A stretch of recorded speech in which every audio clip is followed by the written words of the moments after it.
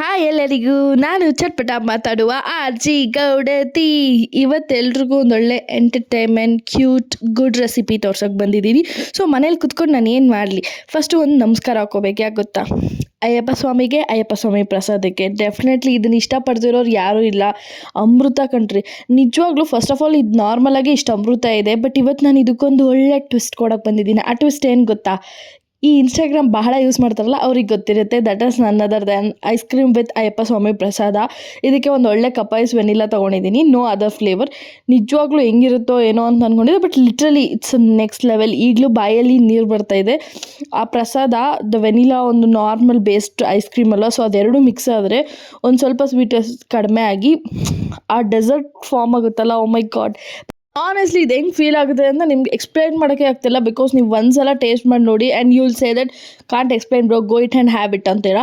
And ಇನ್ನೊಂದು ಕೆಲಸ ಏನು ಮಾಡ್ತೀರಾ ಗೊತ್ತಾ? ವಾಪಸ್ ಬಂದ್ಬಿಟ್ಟು ನನ್ನ ಫಾಲೋ ಮಾಡಿ ಆ್ಯಂಡ್ ಥ್ಯಾಂಕ್ ಮಾಡ್ತೀರಾ for sure. And this is so so so so good. And ಈ ಥರ ಹೊಸ ಹೊಸ ವಿಷಯ, ಹೊಸ ಹೊಸ ಟ್ರೆಂಡು ಪ್ರತಿಯೊಂದನ್ನು ನಿಮಗೆ ಅಪ್ಡೇಟ್ ಕೊಡ್ತಾ ಕಂಟೆಂಟ್ ಕೊಡೋಳೆ ಈ ಆರ್ ಜಿ ಗೌಡತಿ. ಈ ಆರ್ ಜಿ ಗೌಡತಿನ ಫಾಲೋ ಮಾಡೋದು ಮರಿಬೇಡಿ.